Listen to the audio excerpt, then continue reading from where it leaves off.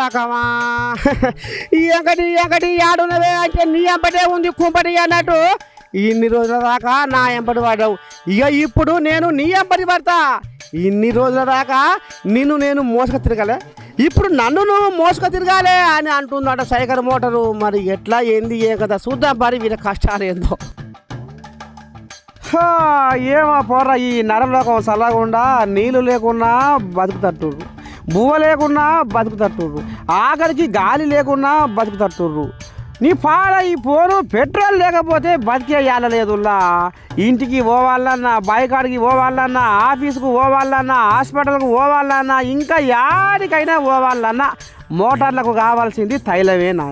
ఇక ఈ తైలం చల్లకుండా ట్రక్ డ్రైవర్లు నిన్న మొన్న జబ్బలు జారేసి పెట్రోల్ రవాణా చేయకపోయేసరికి రోడ్ల మీద పెట్రోల్ కోసము బండ్లు ఆగిపోయి పెడగబ్బు కొట్టిందులా.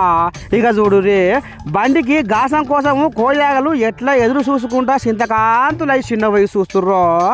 ఇగో గిటుపక్క చూడుర్రో ఈ ముచ్చట సరిగా తెరికళ్ళు ఊకుంటారు. క్యాన్లల్లా పెట్రోల్ కొనుక్కొచ్చుకొని రూపాయి ఎక్కువ కాడికి అమ్ముకుంటుర్రులా.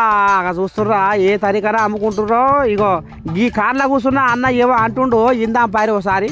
అన్నా చెప్పే. రామేంపేటకి వచ్చాను మార్నింగ్. ఇప్పుడు పెట్రోల్ కోసమని వచ్చి పెట్రోల్ బంక్లో పెట్రోల్ లేదని చెప్పారు. సిటీకి వెళ్ళాలి నేను, ఇప్పుడు పెట్రోల్ లేదని చెప్తున్నారు. లారీ స్ట్రైక్ అని చెప్పి అంటే మొత్తం కంప్లీట్ అయిపోయింది పెట్రోల్ బంక్లు అని చెప్తున్నారు. చాలా ప్రాబ్లం అవుతుంది మాకు. ఏదో అరేంజ్మెంట్ చేస్తే తొందరగా బాగుంటుంది గవర్నమెంట్.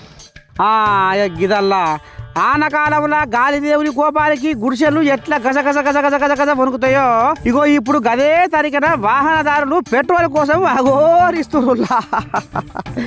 అంటే పెట్రోల్ దెబ్బ ఎట్లా ఉందో చూడురి.